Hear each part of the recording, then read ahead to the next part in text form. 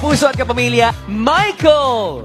Yes! Hi, Michael. Welcome to Pinoy Big Brother. Michael, welcome! Welcome! Brother, anong feeling na finally papasok ka na sa loob ng bahay ni Kuya? Grabe, I'm speechless, Kuya Robbie, kasi parang ang daming nangyayari, but dream come true and I'm just excited to be here. At yan man, Michael, say goodbye to the outside world. It's time ihahatid ka na ni Robbie sa loob ng bahay ni Kuya. Have Let's fun! do this. A few moments later. Good morning. It's May 7. Bali, naka-admit na ako dito sa PGH for my upcoming operation sa May 9. So, kinuha na ako ng dugo. Tapos, inaasikaso na lang ng bayaw ko yung papers para mabigyan na ako ng kwarto, ng bed pala. So, ayan, nilagay na yung aking tag. Bali, nandyan nakalagay yung pangalan ko at yung case number ko. Ayan, naka-admit na tayo dito sa loob ng PGH. The next day. Sa aking ikalawang araw,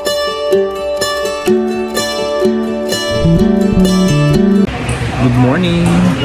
It's my second day here in PGH. Kakatapos ko lang maligo. Bali pala kahapon, kinunan ako ng dugo at saka ng x-ray. Today, hindi ko alam kung anong gagawin. Bali bukas pa naman yung aking operation. Ito, dumating yung nurse. Binigyan ako ng itong lung exercise para lung expansion daw. So, ganito siya.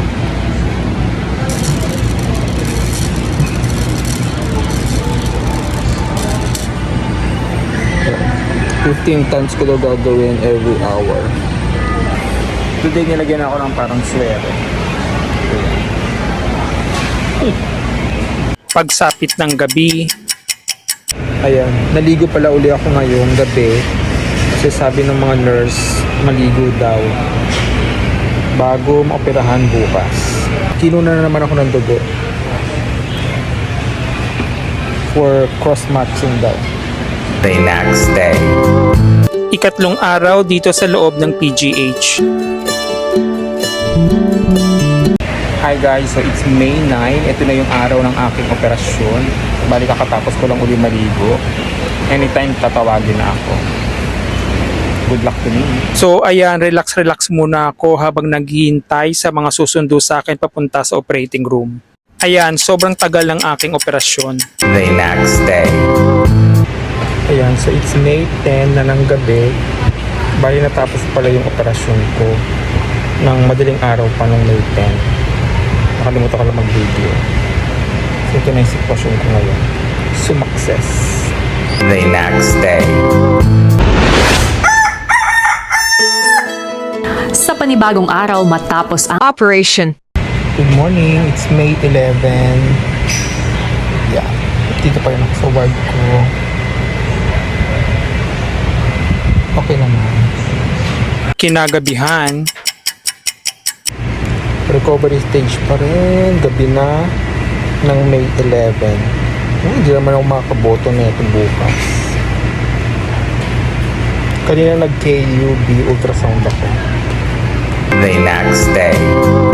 Ika-6 na araw sa loob ng PGH. It's May 12. Nandito pa rin ako sa hospital. Recovery. It's 11 p.m. na. The next day.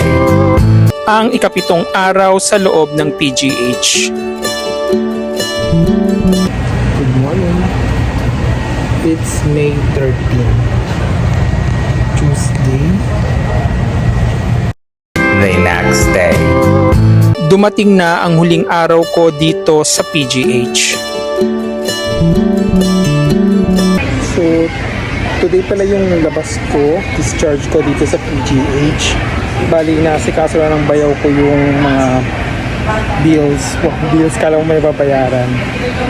At merong volunteer sa Nazarene, sa Jesus Nazarene sa Quiapo. Binigyan ako na ito kanya. Lalo na nung nalaman niya na doon ako nagsisimba.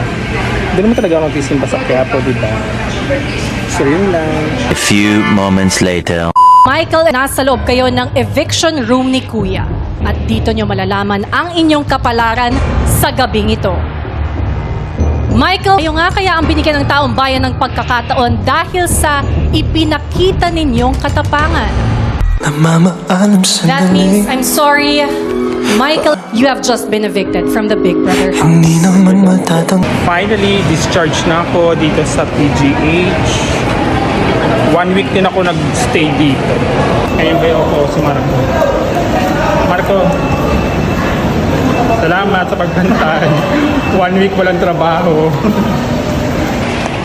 Yun lang, salamat at naging successful ang aking operasyon. Maraming salamat, bye. Ang cute dito. O siya, uwi na kami. See you on my next ganap.